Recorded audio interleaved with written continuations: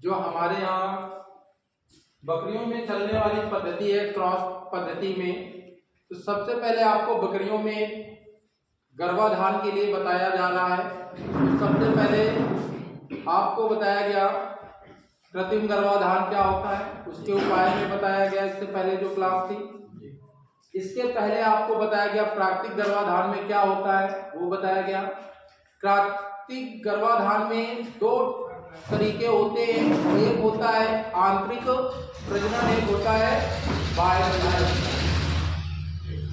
दो प्रजनन होते हैं, एक आंतरिक प्रजनन होता है, एक बाह्य प्रजनन होता है। वैसे ही बकरियों में आपको बताया गया दो तरीके से क्या बताया गया था, एक कृत्रिम प्रजनन होता है, एक प्राकृतिक होता है।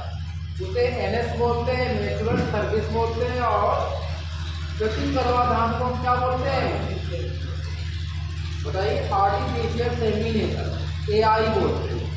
एआई में हमें डॉक्टर की जरूरत पड़ती है और प्राकृतिक गर्भाधान में हमें किसके, बकरे की जरूरत पड़ती है। दोनों में ये चीजें हैं, इस पर आप ध्यान रखेंगे तो ज्यादा बढ़िया।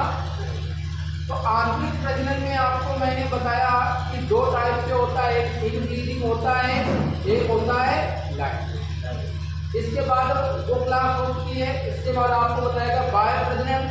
बाह्य प्रजनन के भी दो पार्ट होते हैं, क्रॉस ब्रीडिंग होती है, एक अपब्रेड ब्रीडिंग होती है। क्रॉस ब्रीडिंग में क्या करते हैं, जब भी हम इसमें करते हैं तो दो जो नस्ल होते हैं, बकरा और बकरी, दो पशु हैं, दोनों अलग अलग नस्ल के होते हैं, पृथक ब्रीड का। जैसे माने मादा कोई बकरी ले लेते हैं सिरोही, उस पर दूसरी नस्ल का बकरा हम लगा देते हैं, कोई बर्बरी या जमुना पारी का लगा सकते हैं, या इसी कोई पृथक ब्रीड का हो गया, जखराना का हो गया, ब्लैक बंगाल बकरी है, उस पर हम जैसे कौन सा बकरा लगा दें, सिरोही का लगा दें, या उस पर हम बर्बरी का बकरा लगा देते हैं। तो इस प्रकार से जब हम क्रॉस करते हैं तो उनके जो रिजल्ट आता है वो काफी अच्छा आता है। लेकिन जब हम क्रॉस ब्रीडिंग कराते हैं तो ये एक चीज ध्यान रखेंगे कि वो शुद्ध नस्ल का बकरा होना चाहिए। क्या होना चाहिए, शुद्ध नस्ल का बकरा होना चाहिए। वो जिस समूह से आया है, क्रॉस जैसे सिरोही का है, तो शुद्धता के पैमाने में खरा उतरना चाहिए। तब वो जो बच्चा देगा, मतलब जब बकरी बच्चा देगी तो दोनों अभिभावक, लिखा है कि जब इसमें दोनों पृथक ब्रीड के होते हैं, मैंने इसमें लिख दिया है कि आप लीजिए प्रजनन है तो नर और मादा पशु पृथक ब्रीड, मतलब अलग अलग ब्रीड के होते हैं, वह आपस में रिश्तेदार नहीं होंगे। जब वो बर्बरी का है, कोई सिरोही है, तो रिश्तेदार तो होंगे। इस विधि से बच्चों में अक्सर यह देखा गया है कि शारीरिक बदलाव स्पष्ट दिखाई देता है। इसमें हमेशा शारीरिक बदलाव अलग देखता है, माँ बाप से उन्नत होते हैं। अक्सर शुद्ध प्रजाति से ही क्रॉस कराना चाहिए। मैंने बताया, लिख दिया है कि उसमें जो भी हम क्रॉस कराएंगे तो वो कैसा होना चाहिए, शुद्ध होना चाहिए।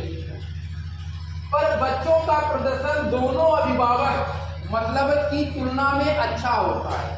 अभिभावक का मतलब होता है माता पिता से दोनों जो बच्चे आएंगे, बकरी जो होगी वो माँ होगी, जो बकरा होगा वो बाप होगा, उससे अच्छे उसके बच्चे में रिजल्ट आता है अगर हम क्रॉस ब्रीडिंग कराते हैं। तो वातावरण, जैसे कहते हैं कि हम सब बकरी लाए थे, इस मौसम में हमें सूट नहीं कर रही बकरी, बकरा सूट नहीं करता। जब हम कहीं से जाते तो अगर वही प्रजाति का वहां बच्चा पैदा हो तो वो हर मौसम को क्या करता है, सहन करने की उसके अंदर क्षमता होती है ना।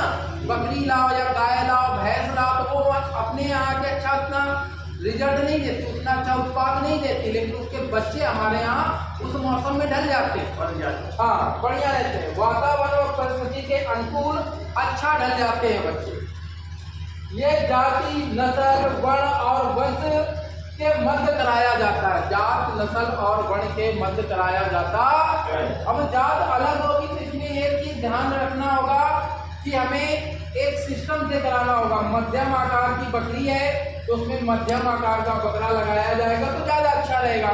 छोटी नस्ल की बकरी में छोटी नस्ल का बकरा लगाया जाए तो ज्यादा अच्छा। बड़े आकार की बकरी है तो उसमें बड़े आकार का बकरा लगे तो ये सबसे अच्छा है। अगर इसका नहीं करोगे तो फिर उसमें जब बच्चा पैदा होता है तो उसमें क्या दुष्परिणाम हमें भी मिलते हैं, जैसे बच्चे का फंसना, ये इन चीज़ों का हमें उसमें रिजल्ट देखने को मिलता है। अगर हम बड़ी नस्ल की बकरी में छोटी नस्ल का बकरा नहीं लगा सकते, मध्यम आकार का लगा सकते हैं। अब ये चीज़ हम बताएंगे, ये लिखेगा किस नस्ल के बकरी में कौन से नस्ल का बकरा हम लगा सकते हैं। तो सुबह जैसे मैंने बताया था कि अपने यहाँ भारत में बकरियों को 3 हिस्सों में बांटा गया, पहले छोटे आकार की, फिर बड़े आकार की और फिर मध्यम आकार की। तो जो छोटे आकार की बकरियां हैं जैसे बर्बरी हो गई, ब्लैक बंगाल हो गई, गंजम हो गई, ऐसी कुछ बकरियां होती हैं जो छोटे आकार की बकरियां होती हैं।